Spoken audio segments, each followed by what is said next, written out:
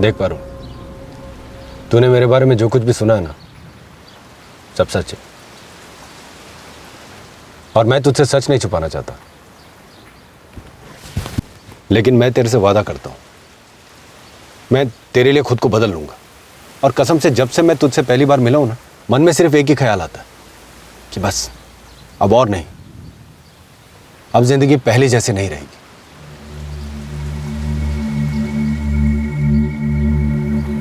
काश के हम पढ़ सकते कि दूसरों के दिमाग में क्या चल रहा है। काश के जो नजर आता है वही मन में हो। काश किसी के छुपे मकसद को हम जान सकते। काश, हालांकि ये मुमकिन नहीं।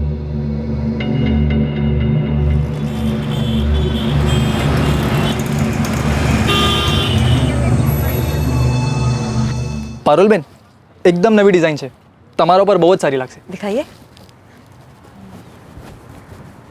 શું લાગે છે? આ સારી છે, पर मुझे ना वो वाली दिखाई। हाँ પણ एकदम लेटेस्ट है। आ जाओ।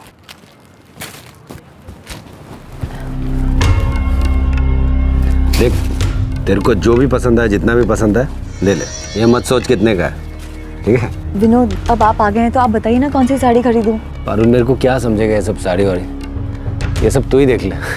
वैसे भी तू तो जो भी पहनती है तेरे पे अच्छा ही लगता है। मैं बाहर पान की दुकान पे खड़ा हूँ, तो ये सब देख ले। हाँ, दिखा देना।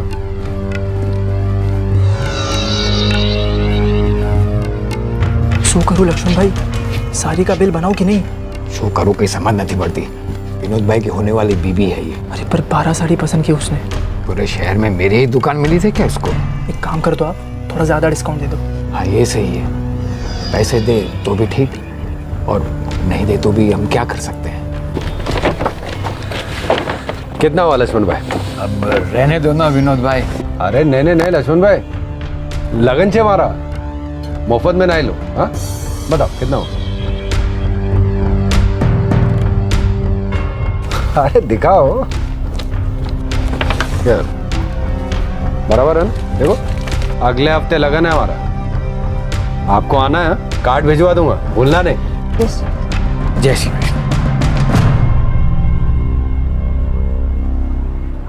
जलेबी जैसा टेढ़ा आदमी सुधर कैसे गया?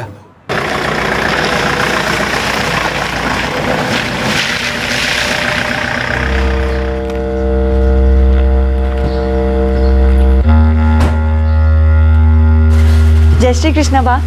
जय श्री कृष्ण। बा, ये देखिए कितनी सारी साड़ियाँ खरीद के लाई हूँ। सरस छे ना? हाँ। विनोद भाई, ए कार्ड मस्त है। आ जाओ विनोद भाई, मुझे ये बहुत पसंद आया।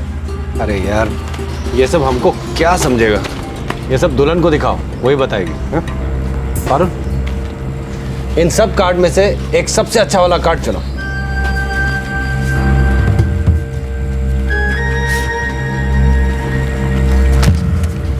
ये अच्छा लगा?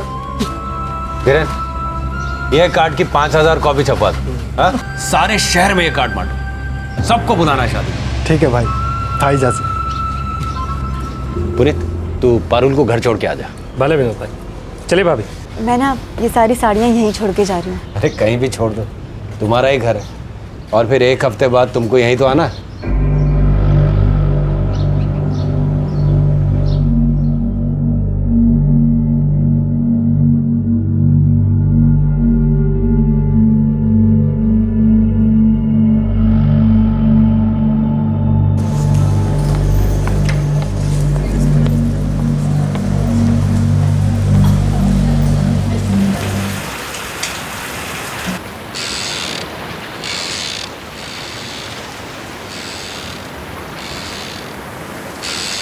कोकिला, पारुल ने फैसला सोच समझ के तो किया है ना? इन्हें खबर है वो क्या कर रही है।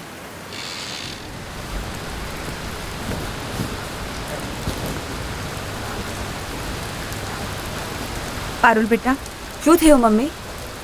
तूने ठीक से सोच लिया है ना? मतलब तू जो करने जा रही है। 4 दिन बचे हैं लगन को, तुझे क्या लगता है मैं बिना सोचे समझे करूंगी क्या? भले तू जो ठीक समझे।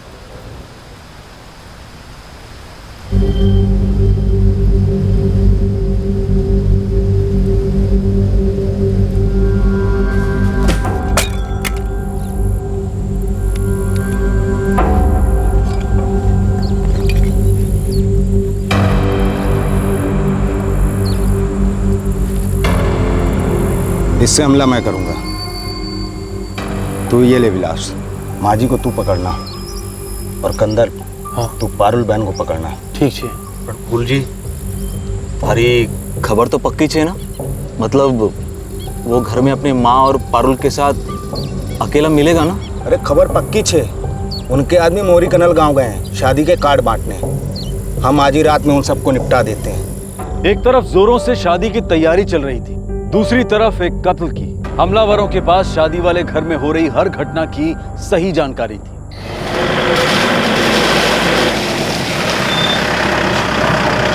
मैंने ये सारे पैकेट्स अंदर रख देती हूँ और बात से भी मिल लेती, फिर आप मुझे घर छोड़ दीजिए। तो फिर तुम खाना भी यहीं खा लेना ना, उसके बाद मैं तुमको घर छोड़ देता हूँ। ठीक है। जय श्री कृष्णा बा। जय श्री कृष्ण बेटा। बा खाना खा लेते? हाँ, मैं तुम दोनों की राह देख रही थी। चलो मैं 2 मिनट में हाथ मुंह धो के आता हूँ, ठीक है? 2 मिनट। बा, मैंने ना गहने खरीदे हैं, तब तक दिखाऊं? हाँ दिखाओ ना। अरे वाह,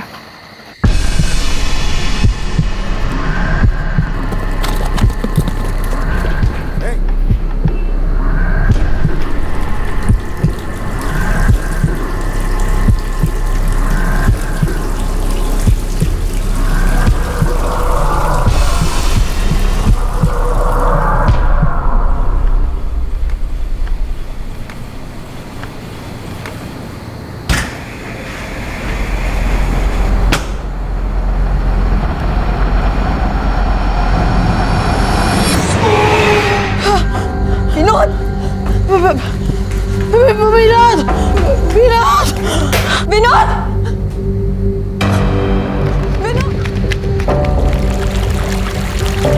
रुको, यहीं फेंक दो। चलो जल्दी यहाँ से निकलना।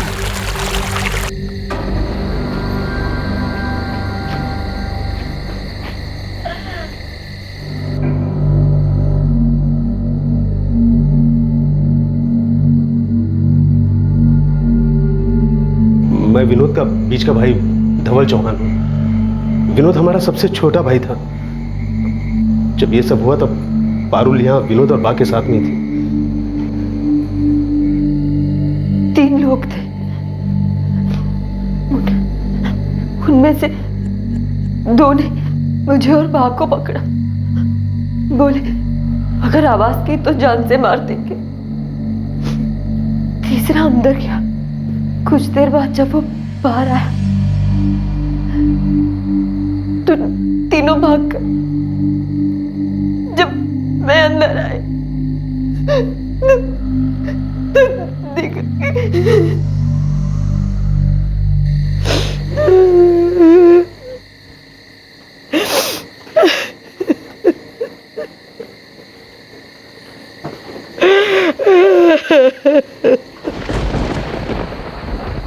चार दिन के बाद आप दोनों की शादी होने वाली थी? जी हाँ, हम आज ही शादी के गहने लेकर आए। खाना खाने के बाद वो मुझे घर छोड़ने जाने वाले। आपने उन दिनों का चेहरा देखा? उनके चेहरे ढके हुए।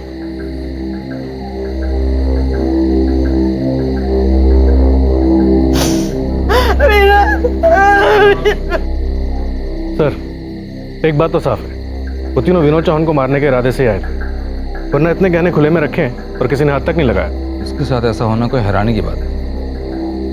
बहुत बड़ा हिस्ट्री शीटर था ये। सर, लेकिन एक बात खटक रही है, इस विनोद चौहान को मारा तब गया जब ये शादी करने वाला था।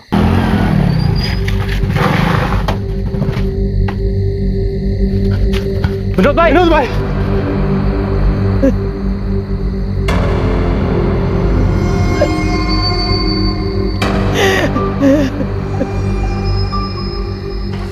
सर, 19 साल की उम्र तक विनोद चौहान जुर्म की दुनिया में कदम रख चुका था। खून, डकैती, गैंग वॉर, हर साल उसके जुर्मों की लिस्ट लंबी होती जाती थी। जब ये सब हुआ उसके वो 2 साथी वहाँ नहीं थे? हाँ सर, वो लोग मोरी कनाल गए थे विनोद की शादी के कार्ड बांटने। एक तो वजह हो सकती है कि आपसे दुश्मनी, किसी राइवल गैंग ने मार डाला हो। दूसरी कोई वजह हो सकती है? सर, उसके दोनों भाई हितेन और धवल उससे बहुत पहले अपने रिश्ते तोड़ चुके हैं। दोनों भाइयों में कोई अनबन?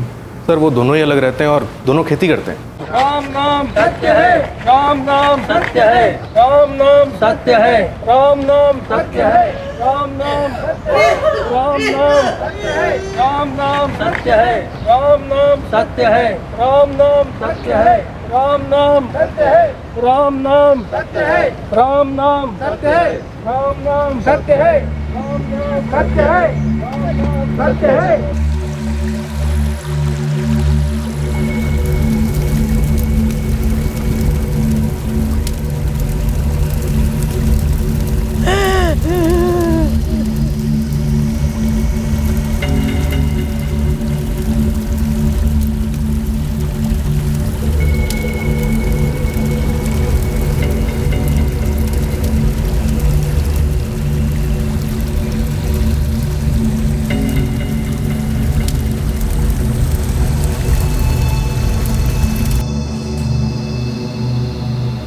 विनोद अपने सारे गलत काम छोड़ चुके थे सर। अब इतनी आसानी से भी ये सब काम नहीं छोड़ते। 21 साल तक खून खराबा, एक्सटॉर्शन, मर्डर करने के बाद सिर्फ उसके कहने भर से रातों रात ये चीज़ें गायब नहीं हो जाएंगी। अगर उन्हें किसी से खतरा था भी तो भी उन्होंने मुझे कभी इस बारे में कुछ नहीं बताया। आपका कहने का मतलब है कि आपको पता ही नहीं था कि विनोद कितना नामचीन गुंडा है, उसके ऊपर कितने एक्सटॉर्शन और मर्डर के केसेस चल रहे हैं। जब मैं उनसे पहली बार मिली थी तब मैं नहीं जानती थी कि वो क्या करते हैं। ये सब मुझे उनसे मिलने के बाद पता चला। कब मिली थी पहली बार? कुछ महीनों पहले। अब विनोद चौहान इतना भी अनसुना नाम नहीं है जिसके बारे में किसी को पता ना हो। शहर के सारे दुकानदार उसके नाम से थर थर कांपते थे और आप कह रही हैं आपको पता नहीं था। मैं नहीं जानती थी उनके बारे में ये सब, लेकिन जब पता चला तब उन्होंने मुझसे ये वादा किया था कि वो ये सब काम छोड़ देंगे। मैं तेरे से वादा करता हूँ, मैं तेरे लिए खुद को बदल लूंगा। घर बसाने से पहले उसने सारे बुरे काम छोड़ने का फैसला ले लिया था। जी हाँ। जुर्म वाला आती तो एक वजह है इसकी, आपके हिसाब से और कोई वजह है इस मर्डर की? मने खबर न थी। धीरेन, पुनीत, तुम दोनों विनोद के दो हाथ थे, एक दायां एक बायां। मैं मानने को तैयार नहीं हूं कि तुम दोनों के इस हमले की कोई खबर नहीं थी। उस रात चुपचाप दोनों निकल लिए? साहब, हम लोग विनोद भाई के लगन का निमंत्रण बांटने मौरी कनाल गए थे। और जो थोड़ीपन खबर होती ना सर कि विनोद भाई के साथ ऐसा कुछ होने वाला है, तो हम लोग कभी उनको अकेला नहीं छोड़ते। ऐसा कैसे मान लो कि तुम दोनों को पता ही नहीं था? विनोद भाई ने सारे गलत काम छोड़ दिए थे। वो तो घर बसाने की बात कर रहे थे। तुम चाहते हो कि मैं तुम्हारी बात पे यकीन कर लूं? सच यही है सर, विनोद भाई अपनी बात के बहुत करीब थे और आखिर उन्होंने अपनी बात की बात मान ली। बेटा तू जे करे छे ना बराबर करे छे, ऐसा कितने दिन चलेगा?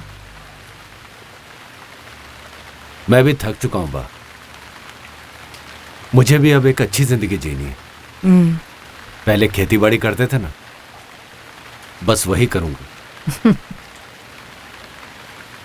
पुनीत, धीरेन, देखो अगर तुम लोग चाहो तो मुझे छोड़ सकते हो, क्योंकि मैंने अब सोच लिया कि मैं किसी हथियार को हाथ नहीं लगाऊंगा और सारे गलत काम बंद कर दूंगा। विनोद भाई, हम हमेशा आपके साथ रहें और आगे भी रहेंगे। आप जो भी काम करेंगे हम आपके साथ हैं। विनोद भाई इतनी आसानी से नहीं छोड़ेंगे आपको। और ऐसा क्या था जिसने विनोद जैसे आदमी को संत बना दिया? प्यार? हाँ साहब, विनोद भाई पारुल भाभी से बहुत प्यार करते थे।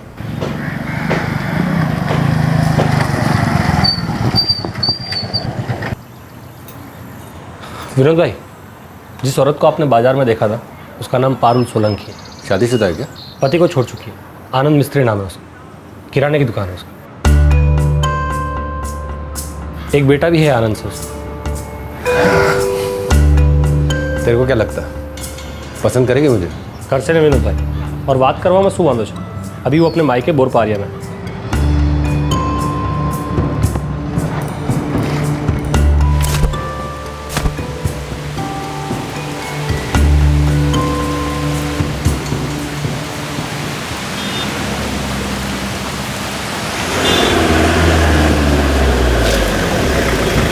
कहीं छोड़ दूं क्या तेरे को? क्यों? वो तुम इधर खड़ी हो बस स्टैंड पर, बारिश हो रही है तो मैं उस तरफ जा रहा हूँ, शायद तुम भी उधर ही जा रही होगी ना। मुझे घोरपड़ जाना है। घोरपड़ जाना है? मुझे भी घोरपड़ ही जाना है, मैं वो घोरपड़ में ही रहता हूँ। अरे डरो मत, मैं कोई बुरा आदमी नहीं हूँ।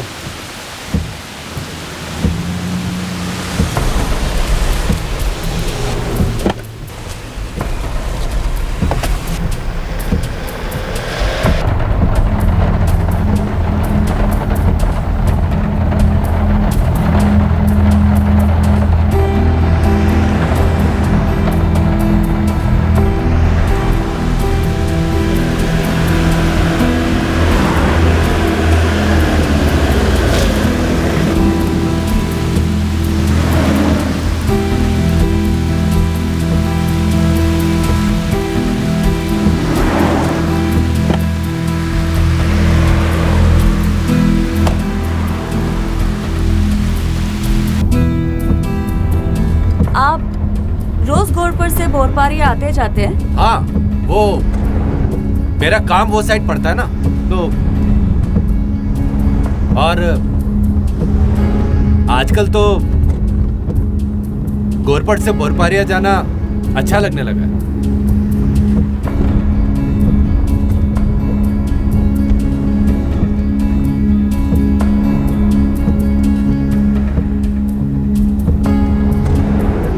मुझे ऐसा क्यों लगता है कि आपका बोरपारिया में कोई काम ही नहीं है? काम तो कुछ नहीं है। तो फिर आप रोज क्यों आते जाते हैं? ये सब क्या सिर्फ इसलिए कि मैं आपके साथ रोज सफर कर सकूं? यही वजह है ना?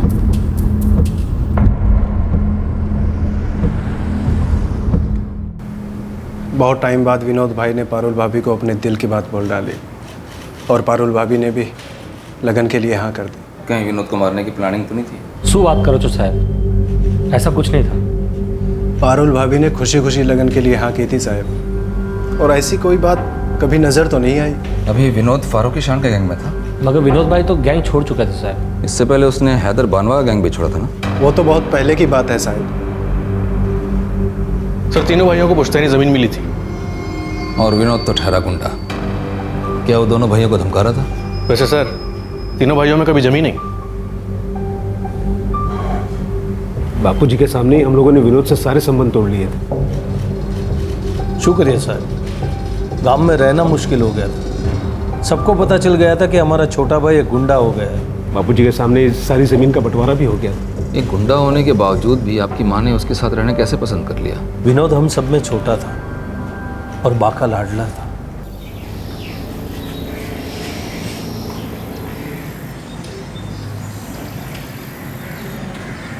एक तरह से अच्छा ही हुआ कि लगन नहीं हुआ। पारुल का फैसला एकदम गलत ही था। उसकी जिंदगी का फैसला वो ले साहब, मुझे क्या, मुझे कोई फर्क नहीं पड़ता है। हमारे बीच सब खत्म हो चुका था। हमने एक दूसरे को तलाक भी दे दिया था साहब।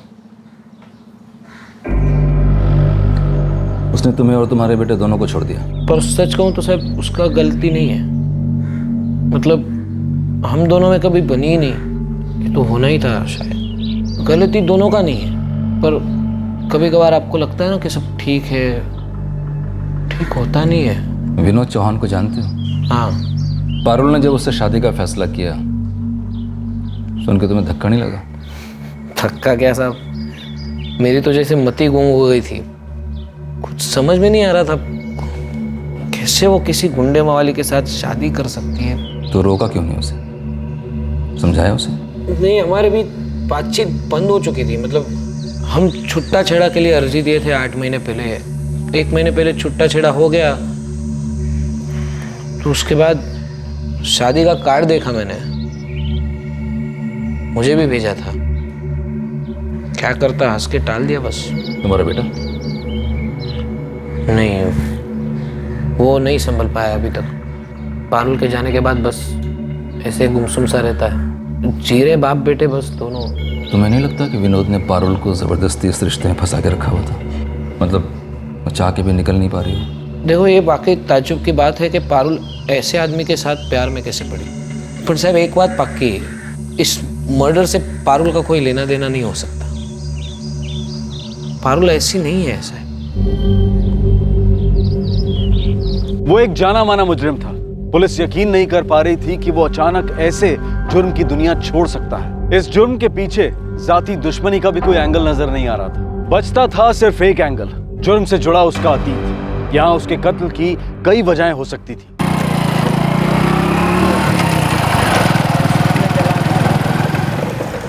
साहब, ये 3 लोग जो मर्डर किए थे, कुछ पता नहीं कौन थे, लेकिन एक बात तो पक्की है कि वो हैदर बानो या फारूकी शान की गैंग के नहीं थे। तो कोई जाती दुश्मनी हो सकती है क्या? नहीं साहब, ये किराए के खूनी लगते हैं। किसने दिया होगा उन्हें काम? साहब, ये सब पता करने के लिए थोड़ा पीछे जाना पड़ेगा। 2 साल पहले ये हैदर बानवा की गैंग का सबसे खास आदमी था। तब इसने रौनक कपाड़िया नाम के एक ज्वेलर को दिन दहाड़े गोली मार दी थी।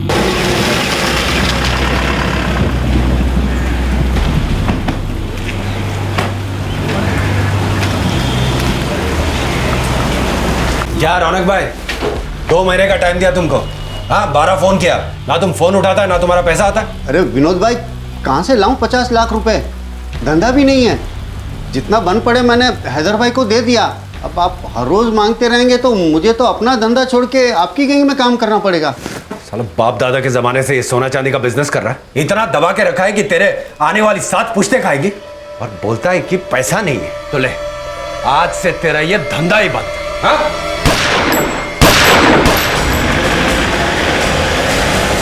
रौनक कपाड़िया मर गया, आशीष गुस्से से पागल हो गया, लेकिन उसने खंडानी को पैसे दे दिए थे आगे का खून खराबा रोकने के लिए।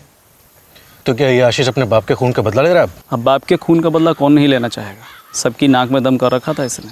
हैदर बानवा खुद इससे परेशान था, तभी उसकी गैंग छोड़ के फारूक की गैंग में चला गया, और साल भर पहले इसने वडोदरा में 2 और लोगों को टपकाया।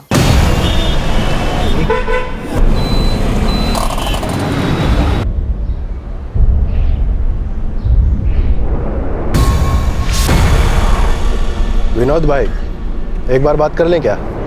अरे कोई बात करने की जरूरत नहीं है। 10-10 फोन किए इनको कि पैसा भेजो पैसा भेजो, कान पर जूं तक नहीं रेंगते इनके। बहुत होशियार बन रहे हैं ना दोनों भाई। अब हम लोग बात नहीं करेंगे, अब गोली बात करेगी इनसे। अरे मीनल, दरवाजा बंद कर लेना। अपने सारे डोमेस्टिक क्लाइंट्स, अपने सारे इंटरनेशनल क्लाइंट्स। चल चल लाया है।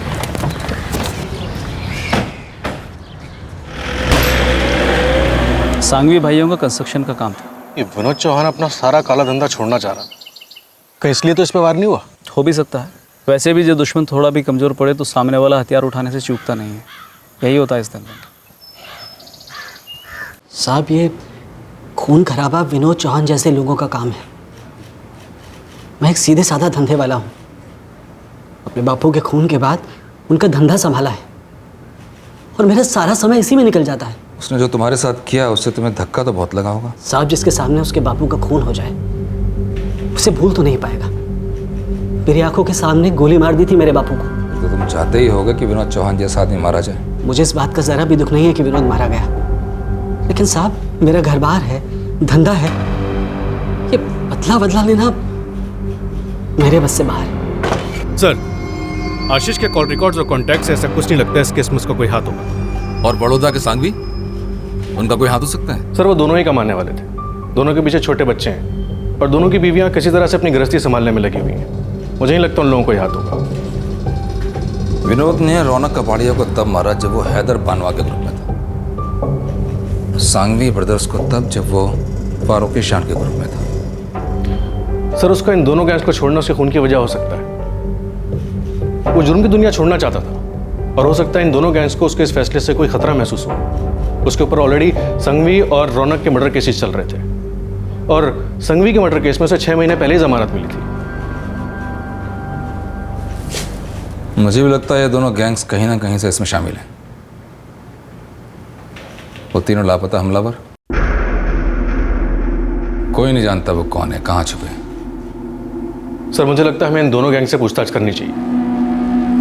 मुझे भी ऐसा लगता है। हो सकता है वहीं से कोई सुराग मिले।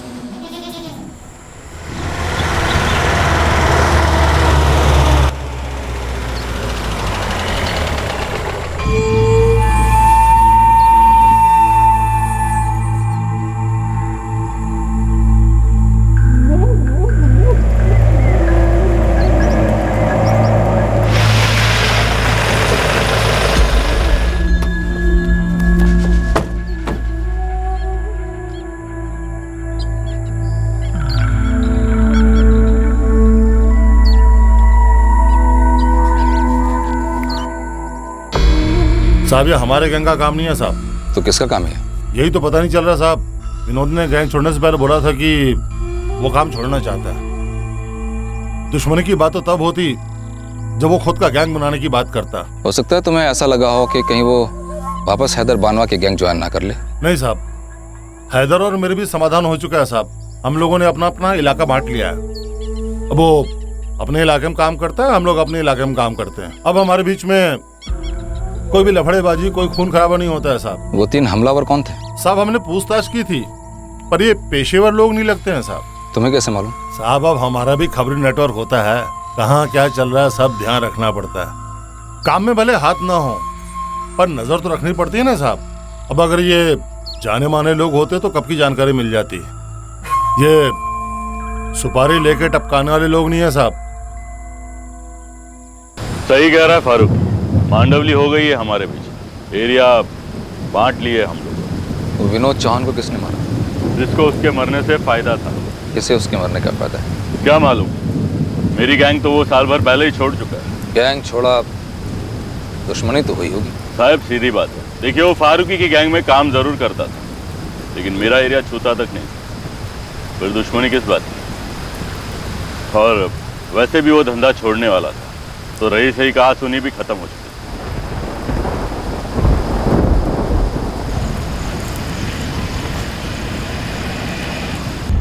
किसको फायदा हो सकता है इसकी मौत से?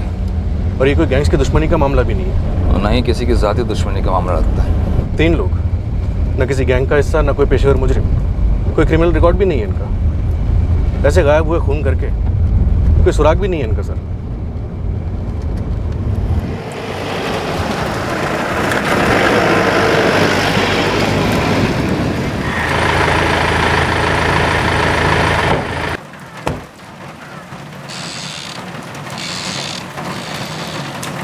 पारुल सोलंकी कर्माचे साहब बहुत सदमे में बैठी। हमें उससे बात करनी है।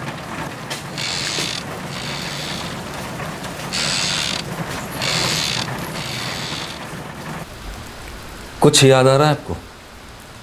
कुछ भी जिससे हमें उन्हें पहचानने में मदद मिले।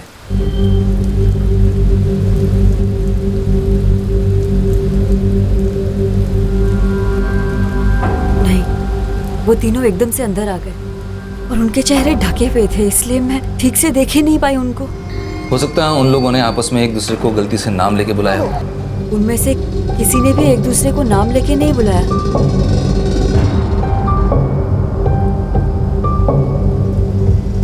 जो पारुल ने देखा मैंने भी वही सब देखा। विनोद ने जब जुर्म की दुनिया को छोड़ने का फैसला किया, उसने कुछ बताया आपको कि उसकी जान को खतरा हो सकता है? वो किसी से डरता नहीं था, उसे पता था उसकी जान खतरे में है। डर तो मुझे लगा रहता था साहिब कि वो जो काम करता है उसका नतीजा अच्छा नहीं हो सकता। आखिरकार वही हुआ। 10 बार बुला के आप अपने वही सवाल बार बार हमसे पूछेंगे, जिनका हमारे पास सिर्फ एक जवाब है, जो कि सच है। अगर हमें ज़रा भी पता होता कि विनोद भाई के साथ कुछ भी होने वाला है तो कसम खा के कहते हैं हम वहाँ से हिलते तक नहीं। हाँ साहब, हम दोनों विनोद भाई के लगन की तैयारियों में लगे हुए थे। अगर ज़रा भी भनक होती तो हम लोग विनोद भाई को कभी अकेला नहीं छोड़ते सर। और हाँ सर, विनोद भाई भी कच्चे खिलाड़ी नहीं थे, उन्हें भी इस बारे में कोई भनक नहीं लगी हो।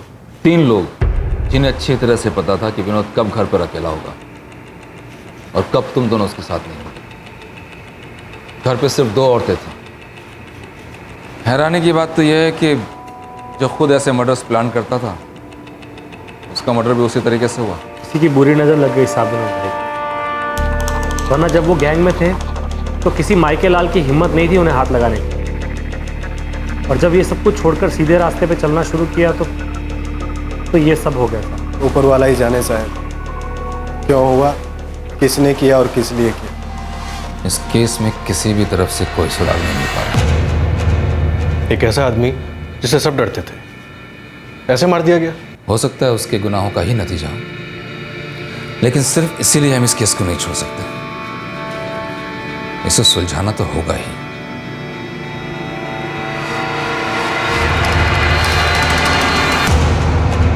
ना कोई सुराग अब तक, ना कोई पहचान कातिलों की, और ना ही कत्ल का मकसद सामने आया था। केस बंद नहीं किया गया था, लेकिन आगे भी नहीं बढ़ रहा था। कई महीने बीत गए और अब यह केस लोकल क्राइम ब्रांच के पास आया।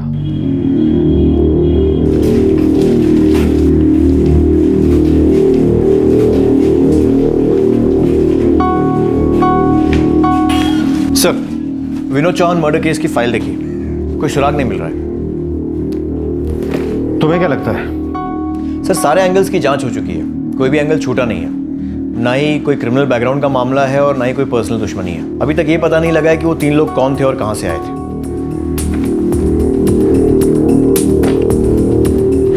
उन तीनों ने ना तो विनोद चौहान की मां पर कोई वार किया और ना ही उसकी मंगेतर पारुल पर। 2 लोगों ने उनको पकड़ा और तीसरा अंदर जाकर विनोद चौहान को मारा है, लेकिन उन दोनों को कुछ नहीं किया। हाँ सर। मकवाना, तुम्हें अजीब नहीं लगता? उन तीनों के चेहरे ढके हुए थे, जैसे उन तीनों को मालूम हो कि कुछ गड़बड़ नहीं होगी, उन्हें कोई पहचान नहीं पाएगा। सर, आपका कहने का मतलब है कि जानबूझकर उनकी पहचान नहीं होने दी गई? हो सकता है।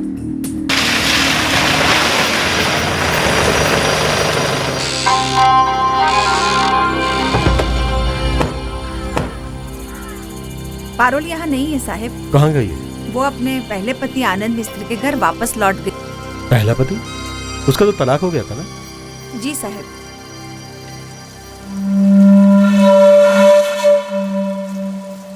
जी नहीं साहब, वो उसकी भूल थी। अपने पहले पति के घर वापस लौटना? जी नहीं साहब, विनोद चौहान से लगन तय करना। पारुल हमेशा से ही ऐसी गलतियां करती आई है। तो पारुल अपने पहले पति के घर है, हमें उससे वहीं मिलना है।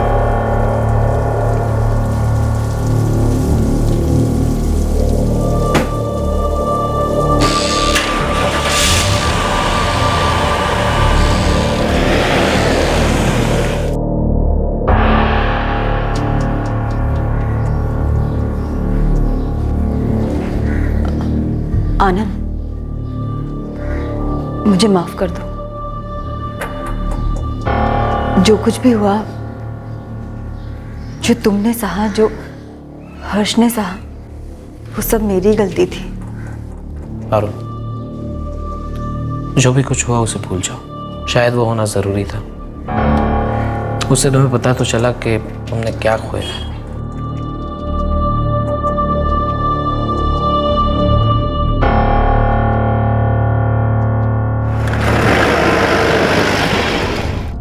कुछ ना कुछ तो ऐसा है जो अभी तक सामने नहीं आया है। कोई छुपा मकसद, कोई हिडन एजेंडा है इस खून के पीछे जिसे बड़ी सफाई से छुपा दिया गया है। सर, मुझे इस केस में पारुल सोलंकी पर सबसे ज्यादा शक है। कुछ है उसके बारे में जो वो छुपा रही है। मुझे भी ऐसा ही लग रहा है। उन लोगों ने पारुल को कोई नुकसान नहीं पहुंचाया, उसे ऐसे ही छोड़ दिया। कोई ना कोई वजह तो है इसके पीछे।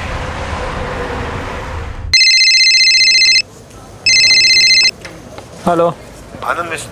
हाँ बोलो। जो क्राइम ब्रांच से गिरीश मोदी बोल रहा हूँ। हाँ जी, हाँ बोलिए। मुझे तुमसे मिलना है, ऑफिस आ जाओ। कब तक आ सकते हो? साहब, दोपहर को आऊँ, 2 से 4 दुकान बंद रहती है। ठीक है, आ जाओ, मैं तुम्हारा इंतजार कर रहा हूँ। मकवाना, दोपहर 2 बजे ठीक इसी वक्त तुम पारुल से बात करोगे। सर।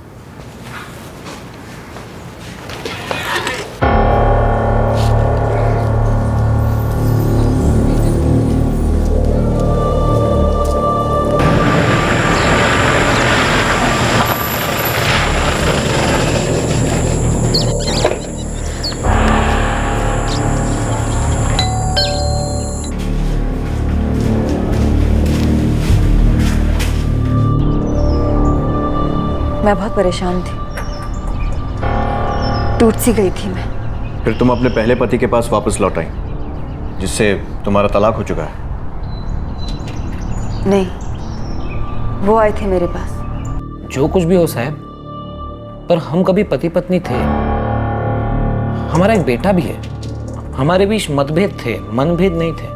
अब भी कहीं थोड़ा अपनापन बाकी है। तो तुम उसे दिलासा देने गए थे? मैं उसका दुख बांटने गया था।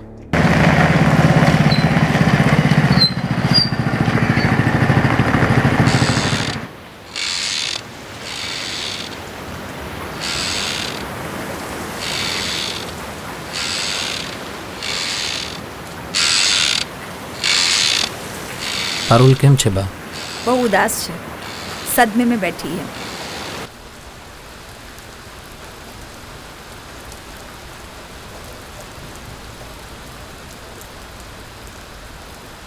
दरअसल मुझे खुशी होनी चाहिए तुम्हारे ये हालात देखकर, पर सच कहूँ पारुल तो मैं बहुत दुखी हूँ। एक वक्त था जब हमने सुख दुख बांटा है।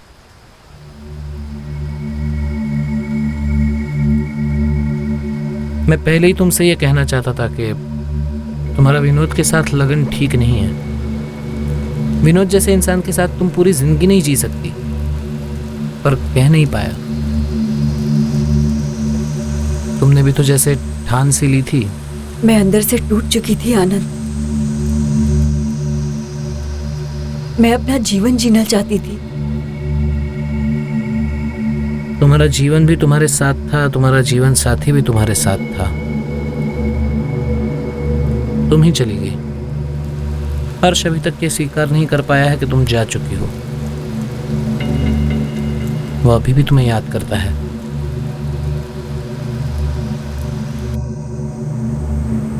तो तुमने उसे वापस लौटने के लिए राजी कर ही लिया? हाँ साहब, हर्ष के लिए।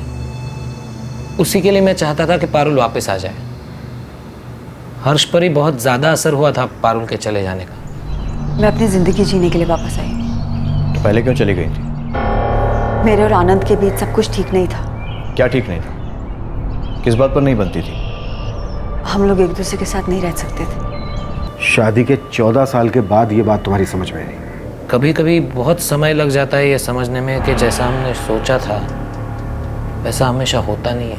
मगर जो ठीक नहीं था उसे फिर से ठीक करने में बहुत कम वक्त लगा तुम्हें। फिर पारुल भी वापस लौट आई तुम्हारे पास।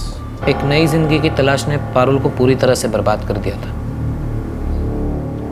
इस हादसे से बहुत टूट चुकी थी। वैसे विनोद से शादी भी एक हादसा ही होती, क्योंकि गुंडा था वो। एक ना एक दिन ऐसी ही मौत आनी थी उसे। पर शादी के फैसले के वक्त पारुल को इस बात का अंदाजा नहीं था। मुझे नहीं पता वो 3 लोग कौन थे। मैं उनका चेहरा नहीं देख पाई क्योंकि उनका चेहरे ढके हुए थे। मेरा बेटा स्कूल से वापस आ गया, उसे मेरी जरूरत है। क्या मैं? बिल्कुल।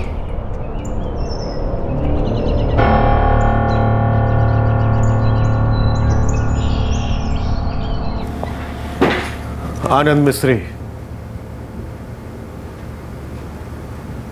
क्या पारुल ने ही विनोद को मरवाया है?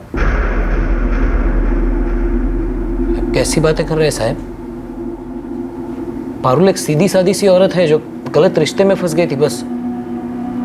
लेकिन वो कभी किसी को मरवा नहीं सकती साहब। बाप, अब तो हम में से किसी एक के साथ रहो। यहाँ अकेली कैसे रह पाएगी आप? नितिन बेटा, धवल बेटा, मैं यहाँ ठीक संभाल लूंगी सब। वाह, अपनी उम्र देखो, नहीं रह पाओगी। विनोद के साथ रहने की तुम्हारी हमेशा से जिद रही है, ये जानते हुए कि वो कैसे गैर कानूनी और उल्टे सीधे धंधे करता था। लेकिन अब तो वो नहीं रहा बा। अब तो हमारे साथ रहो। मैं यहाँ ही ठीक हूँ। विनोद गलत था, हमेशा से गलत था। मैं उसे बदल नहीं पाई। हार गई मैं, हार गई। आप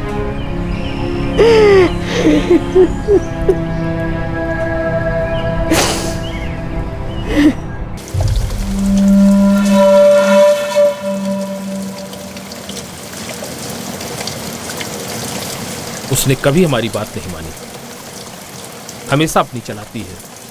अब तो कुछ समझ जाए, जिंदगी में जो हो रहा है उसे माने और अपनी जिंदगी संवारे।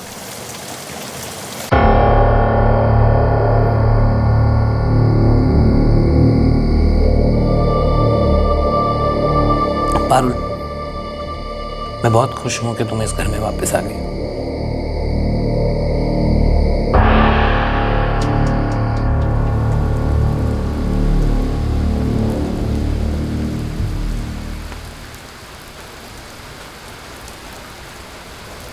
दो लोग पारुल और आनंद अलग होते हैं। पारुल विनोद के साथ रिश्ता जोड़ती है, विनोद मारा जाता है। उसके बाद पारुल वापस आनंद के पास लौट आती है। इस सब में से किसी साजिश की बुनी आती? मतलब दोनों के अलग होने का कोई खास मकसद था? जानबूझकर तलाक लिया गया। विनोद चौहान से पारुल का प्यार भी एक सोचा समझा कदम था, ताकि विनोद प्यार में पड़ जाए और उसे मार दिया जाए। हो सकता है ऐसी कोई साजिश। कहीं छोड़ दूं क्या तेरे को? मैं तेरे लिए खुद को बदल लूंगा। मन में सिर्फ एक ही ख्याल आता कि बस अब और नहीं। मकवाना, ये पारुल और आनंद की हिस्ट्री निकलवाओ, हर छोटी बड़ी बात पता करो। मुझे लगता है इस बार जरूर कुछ हाथ लगेगा। क्या सचमुच कोई साजिश थी? कुछ था इनके बीते कल में? विनोद की मौत के बाद पारुल का ऐसे अचानक अपने पहले पति आनंद के पास लौट आना पुलिस को बहुत संदेहजनक लग रहा था। जिसकी हत्या हुई उसका इतिहास जुर्म से भरा था, लेकिन उसकी हत्या में किसी गैंग का शामिल ना होना यह पुलिस को बहुत अजीब लग रहा था।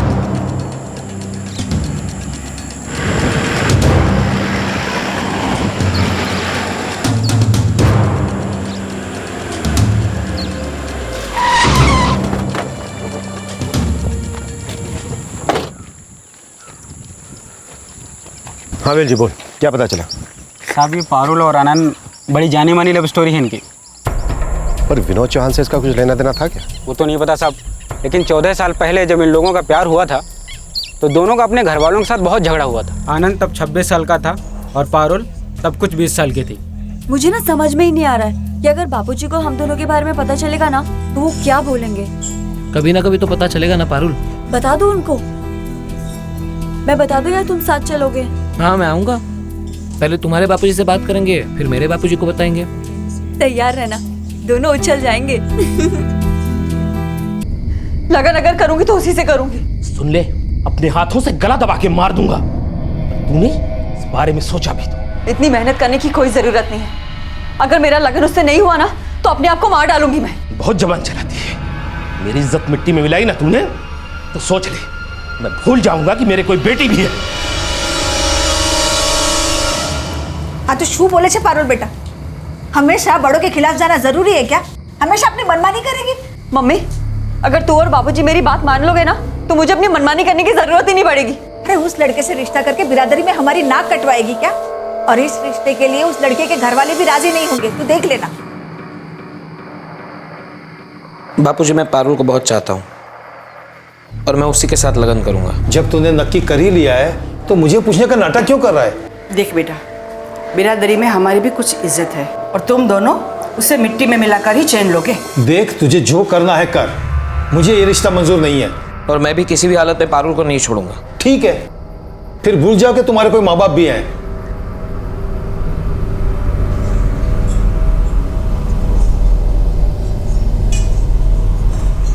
आनंद, ऐसे गुस्सा करके क्या होगा?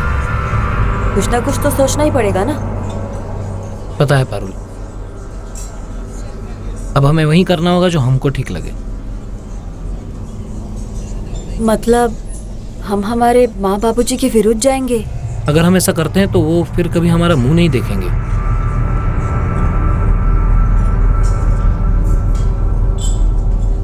अपने घर वालों से इतना लड़ झगड़ कर दोनों ने शादी की, फिर 14 सालों में ऐसा क्या हो गया कि दोनों अलग हो गए? पूरी जिंदगी थोड़ी ना हनीमून होता है।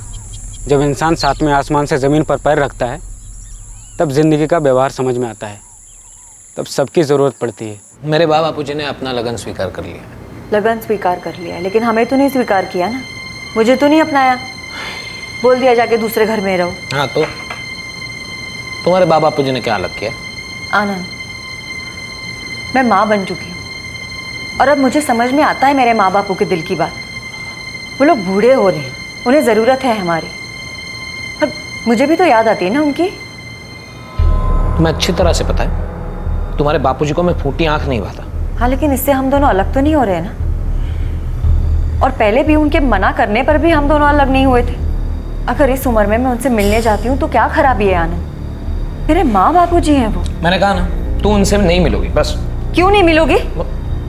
हर्ष को भी घर परिवार मिलेगा, नाना नानी का प्यार मिलेगा। और वैसे भी आनंद, उन लोगों को अब हमारे साथ रहने से कोई शर्म नहीं आती। इतना समय बीत चुका है, सब कुछ बदल गया है, लेकिन आप बिल्कुल नहीं बदलना चाहते। नहीं बदलना चाहता, नहीं बदलूंगा।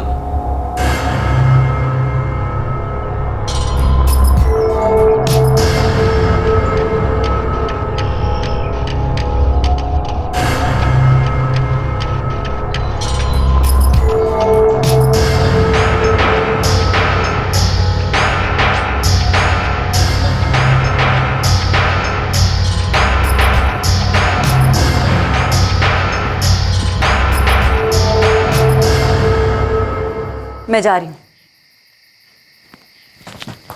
कहाँ? इस घर से दूर। घर से दूर मतलब? तुमसे दूर।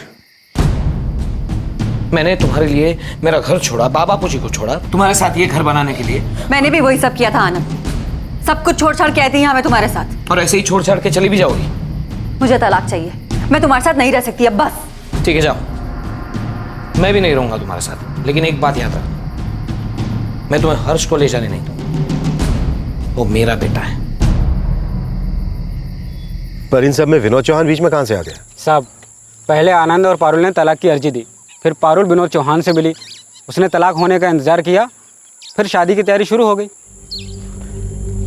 कहानी बस इतनी सी है या कुछ और भी है जो हमें पता नहीं चल रहा? सर, अब तक हम वो कड़ी नहीं ढूंढ पाए हैं जिससे ये पता चले कि क्यों शादी से बस 4 दिन पहले विनोद चौहान का खून हो गया। नहीं साहब, जहाँ तक हमें याद है पारुल या आनंद के घर वालों से हमारा कोई लेना देना नहीं था। जबकि पारुल और विनोद के लगन की बात हमें बहुत देर बाद पता चली, जब वो फैसला कर चुके थे तब। ये छोटा शहर है, जब पारुल और आनंद की लव मैरिज हुई तो बिरादरों में बहुत हल्ला मचा था, सबको पता तो होगा। अरे साहब, कुछ बातें घर की 4 दीवार के बाहर आती ही नहीं है, भले ही चाहे कोई बिरादरी के बाहर जाकर कुछ करे। हम उस वक्त थोड़ी खुसर पुसर हुई थी, लेकिन इतना भी नहीं कि शहर भर को पता चल जाए।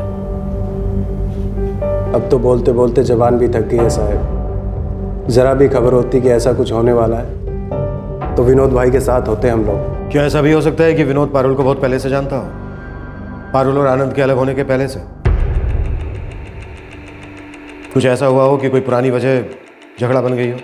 क्या पारुल और आनंद के अलग होने की असली वजह विनोद था, या फिर कोई और वजह थी पारुल की विनोद से इस तरह से बदला लेने की? नहीं साहब, ये क्या बात कर रहे हैं आप? जहाँ तक हम लोगों को मालूम है, विनोद भाई तो पारुल भाभी को जानते भी नहीं थे। जमानत पे रिहा होने के बाद ही वो पहली बार पारुल भाभी से मिले थे। इसके पहले उन दोनों के बीच में कुछ भी नहीं था सर।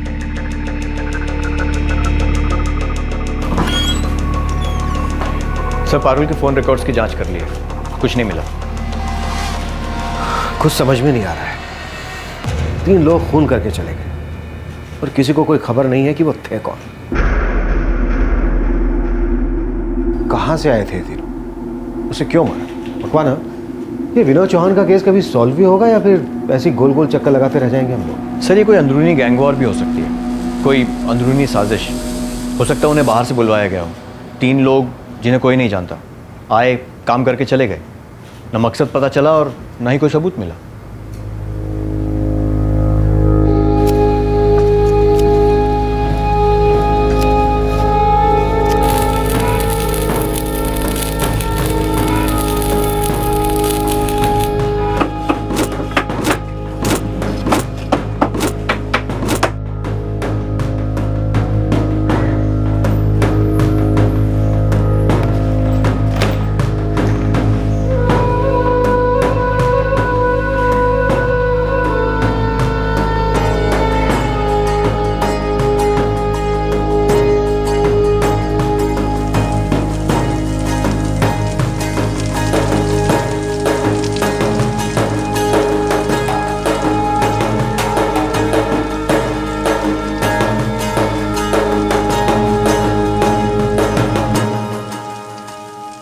क्या ये केस ऐसे बिना सुलझे ही रहने वाला था?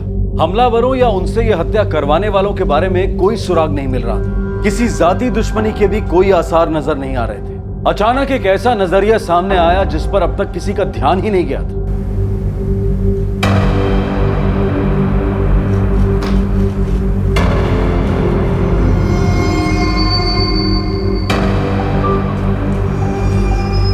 जो कुछ भी हो साहब, पर हम कभी पति पत्नी थे। हमारा एक बेटा भी है। हाँ साहब, हर्ष के लिए, उसी के लिए मैं चाहता था कि पारुल वापस आ जाए। एक नई जिंदगी की तलाश ने पारुल को पूरी तरह से बर्बाद कर दिया था।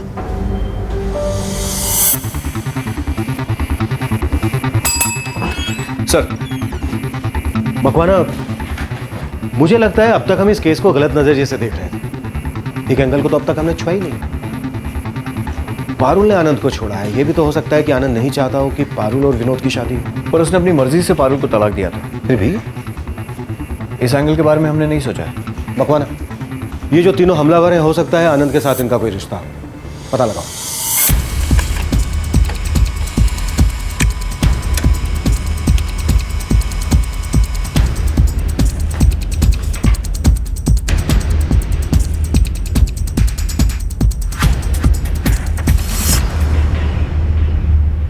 सर, आनंद की पारुल से कई महीनों तक कोई बात नहीं हुई है। कोई ऐसे कॉल रिकॉर्ड्स भी नहीं है जिनसे उस पर शक हो।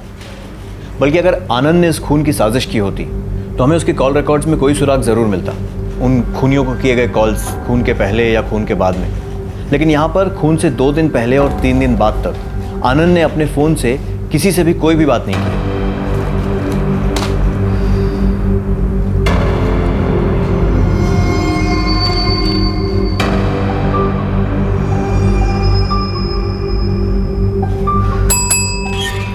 सर, मकवाना, वो फोन रिकॉर्ड्स लेकर आओ, मुझे फिर से देखना है।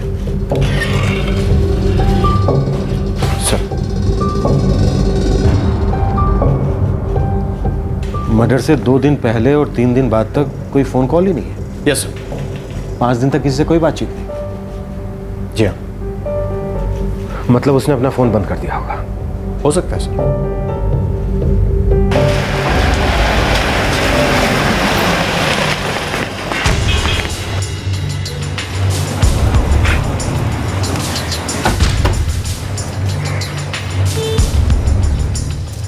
मुझे पारुल और विनोद के लगन का कार्ड मिला था।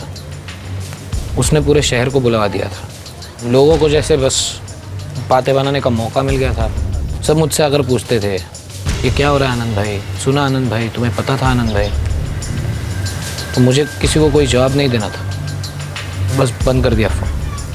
तुम्हें बुरा लगा कि पारुल किसी और से शादी कर रही थी? मुझे किसी से बात नहीं करनी थी, किसी को बताना नहीं था हम लोग क्यों अलग हुए। वो झूठ बोल रहा है। उसकी आंखों से साफ पता चल रहा था कि उसे बहुत धक्का लगा था इस खबर से। 5 दिन तक कोई बातचीत नहीं। उसका कहना है कि वो लोगों से बात करने से बच रहा था। मुझे लगता है उसने जानबूझकर ऐसा किया ताकि खूनियों से उसकी बात ना हो और उस पर किसी को शक ना हो। लेकिन सर, उसके फ़ोन पर इसके पहले भी ऐसे कोई कॉल्स नहीं है जिनसे उस पर शक हो। उसने ये सब कुछ बहुत चालाकी से किया होगा।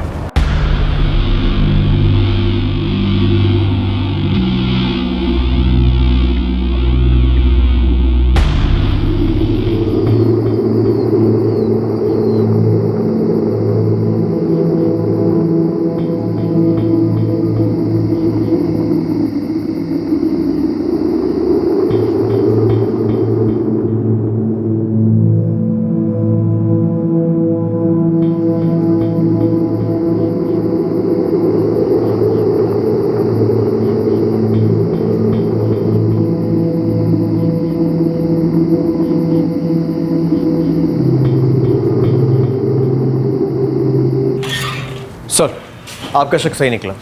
विनोद चौहान के मर्डर से 3 दिन पहले करीब 113 नए सिम कार्ड्स खरीदे गए और उसमें से एक आनंद मिस्त्री के नाम है। Yes sir. मकवाना, हमें पहले से ही इस एंगल में सोचना चाहिए था, पर पहले किसी का इस तरफ ध्यान ही नहीं गया।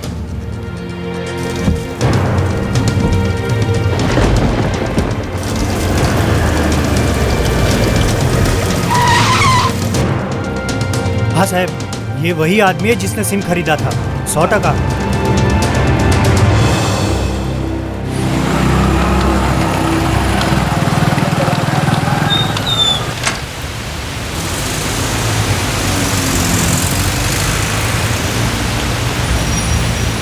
भाई साहब, ये कब तक चालू होगा? लगभग 4 कलाक में हो जाएगा। हो जाएगा ना? ठीक।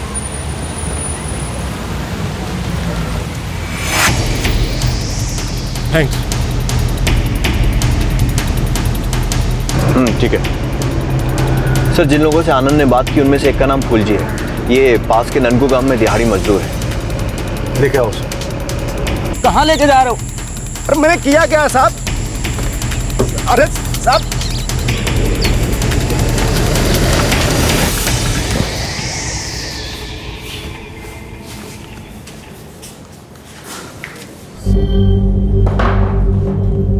फुलजी, तेरे साथ 2 लोग और थे। कौन थे वो? विलास और कंदर। कहाँ मिलेंगे?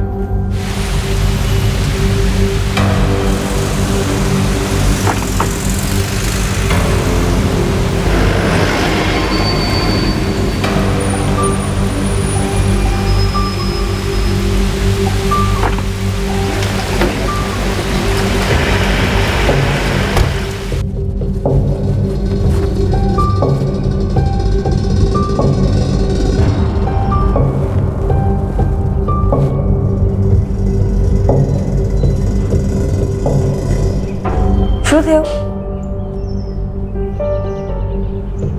आपकी तबीयत ठीक नहीं लग रही। आनंद, मैंने કહું બધું બરાબર છે ना? मैंने कभी सोचा भी नहीं था पारुल तुम मुझे इस तरह छोड़ के चली जाओगी। याद है जब हम मिला करते थे छुप छुप के, यही सोचा था हम। माँ बापू जी, दुनिया वाले, चाहे कोई भी कुछ भी कहे, हम साथ रहेंगे। अब तो मैं वापस आ गई हूँ ना। तुमने छुट्टा छड़ा लिया ही क्यों? आनंद, तुम्हें भी तो यही चाहिए था। नहीं, मुझे ये नहीं चाहिए था। मुझे ये नहीं पता था कि तुम्हारा किसी और से शादी करना इतना चुभेगा दिल को। तुमने पहले कभी कहा ही नहीं इस बारे में कुछ मुझसे। मैं सोच रहा था तुम्हें खुद से इस बात का एहसास क्यों नहीं हो रहा। हर्ष को रोज देखता था, अपना अलग होना न उसके समझ में आ रहा था न वो सह पा रहा। दिन भर इसी परेशानी में रहता था, कैसे संभालूं इस घर को, कैसे संभालूं हर्ष को, कैसे संभालूं। आपने हर्ष को अपने पास रखा था आनंद, मैं तो उसे ले जा रही थी ना। मुझे ये नहीं पता था छुट्टा चढ़ा होने के बाद तुरंत किसी और से शादी करने का फैसला लोगी तुम। मैं अपनी जिंदगी जीना चाहती थी आनंद, और विनोद से मिलने के बाद मुझे ऐसा लगा कि मैं उसके साथ अपनी बाकी की जिंदगी अच्छे से बिता सकूंगी। और मैं कैसे बर्दाश्त कर सकता था तुम्हारी शादी किसी और के साथ होते हुए देख।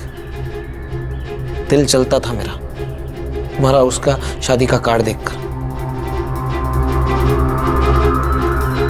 पूरा शहर आके पूछ रहा था क्या हुआ पारू, तुम्हें छोड़ के क्यों चली गई, वो किसी और के साथ शादी क्यों कर रही है।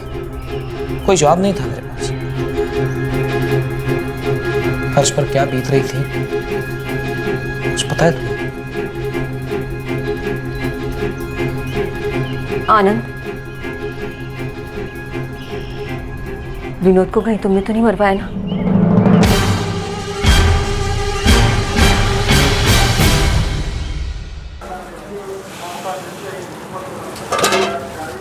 आनंद भाई, आज कोई काम नहीं मिला, पैसे कल दे दूं तो चलेगा? फूल जी, तुम्हें पता है मैं उधार नहीं रखता। आनंद भाई, मैं कहीं भागा थोड़ी ना जा रहा हूँ, कल मैं ज़रूर दे दूंगा। कल याद से दे देना। फूल जी, नहीं आओ तो। जी आनंद भाई। तुम मेरा एक काम करोगे? आनंद भाई, दिहाड़ी मजदूर हूँ, काम की तलाश रहती है, काम को कैसे ना बोल सकता हूँ।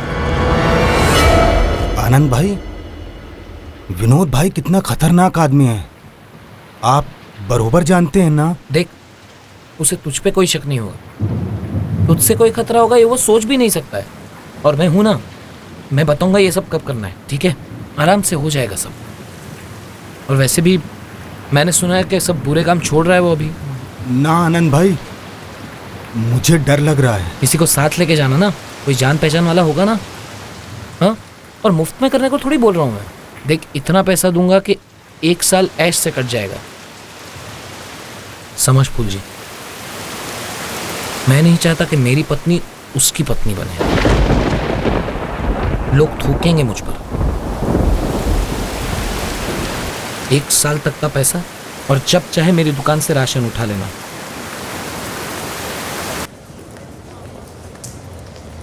आनंद भाई, ये विलास है और ये कंधर्प है, ये दोनों भी मेरी तरह दिहाड़ी मजदूरी करते हैं। ठीक है, मैं सबको पैसे दूंगा, हाँ?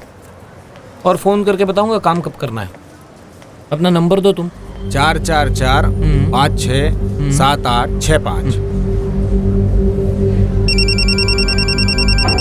देखो, ठीक है, फिर मैं इस नंबर से फ़ोन करके बताऊंगा, हाँ? ठीक है? ठीक है आनंद भाई, चलो। उस दिन मैंने फूल जी को तुम्हारा पीछा करने को कहा। तुम लोगों ने आशीष की दुकान से गहने खरीदे।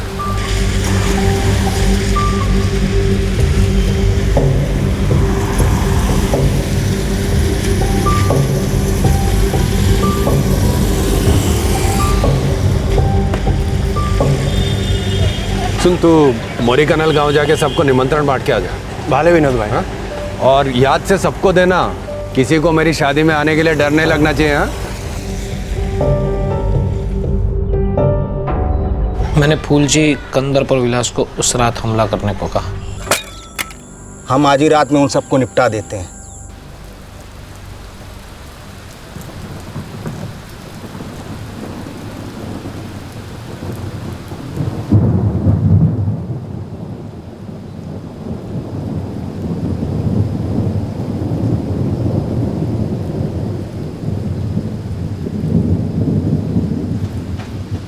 पुलिस को मुझ पर शक है और मुझे ऐसा लगता है वो जल्दी मुझ तक पहुंच जाएंगे।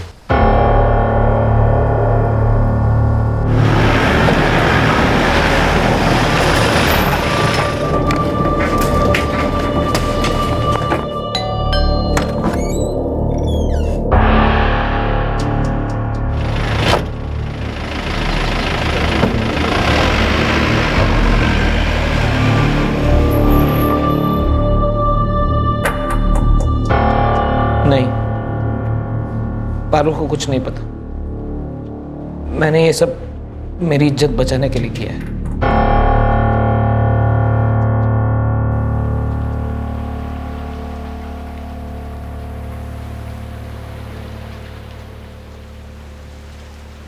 उन्होंने अपनी मर्जी से मुझे तलाक दिया था। मुझे नहीं पता था कि वो मेरी शादी से इतना परेशान थे। तुम दोनों ने हमेशा वही किया जो तुम्हें सही लगा।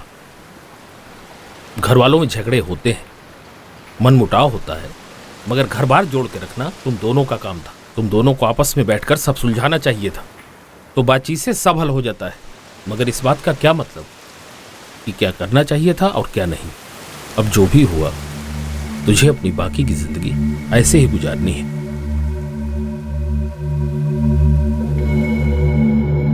बाप, पारुल के पहले पति को यह लगन रोकना था। वो नहीं चाहता था कि उसकी दोबारा शादी हो। उसी ने विनोद को मरवा दिया।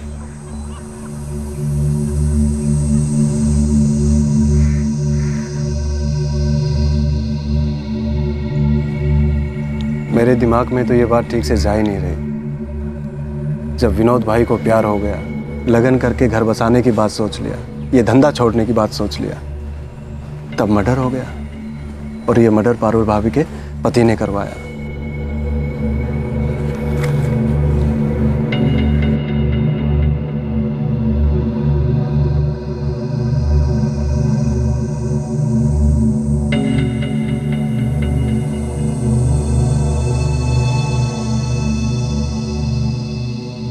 इस कत्ल का मास्टरमाइंड आनंद मिस्त्री और उसके 3 साथी विलास, फूलजी और कंदर्प इस वक्त न्यायिक हिरासत में हैं। इन पर मुकदमा जारी है। पुलिस ने इस केस की गहराई से जांच की और पाया कि पारुल को विनोद चौहान के खून की इस साजिश के बारे में कुछ भी पता नहीं था। पारुल अब अपने बेटे हर्ष के साथ अपने माता पिता के घर रहती है। विनोद की मां अब अपने बाकी दोनों बेटों के साथ रहती है। आनंद ने इस तरह की कोई साजिश की होगी ये सोचना भी मुश्किल था, क्योंकि उसका ना तो विनोद चौहान से कोई संपर्क था और ना ही कोई नाता। कोई सोच भी नहीं सकता था कि पारुल को वापस पाने के लिए आनंद ने ऐसा किया था, क्योंकि दोनों ने अपनी मर्जी से तलाक लिया था। इस केस के दोनों सिरों पर एक प्रेम कहानी थी, एक आनंद और पारुल के बीच और दूसरी विनोद और पारुल के बीच। पर दोनों कहानियों का अंत दुखद हुआ। इंसानी कमजोरी से समझदारी हार गई। ईर्ष्या ने जुर्म का रास्ता अपनाया। आनंद के दिमाग में क्या चल रहा था, क्या मकसद था उसकी सोच में, पारुल समझ ही नहीं पाई। पर सबसे ज्यादा चोट पहुंची एक मासूम बच्चे हर्ष को, जिसने पहले तलाक की वजह से अपनी मां को खोया और अब उसका पिता सलाखों के पीछे है। प्रेम कहानियों और ईर्ष्या के इस जुर्म भरे पेचीदा मामलों के बीच फंसा एक बेकसूर बच्चा। उसके जख्मों की गहराई को कोई नहीं जान सकता था। आपसे फिर मुलाकात होगी क्राइम पेट्रोल सतर्क में एक और नए केस के साथ। तब तक अपना ख्याल रखें, सुरक्षित रहें और याद रखें, सही वक्त सही कदम, सतर्क रहें। जय। इस तरह के और भी एपिसोड देखने के लिए हमारे चैनल को सब्सक्राइब करें और बेल आइकन दबाना ना भूलें।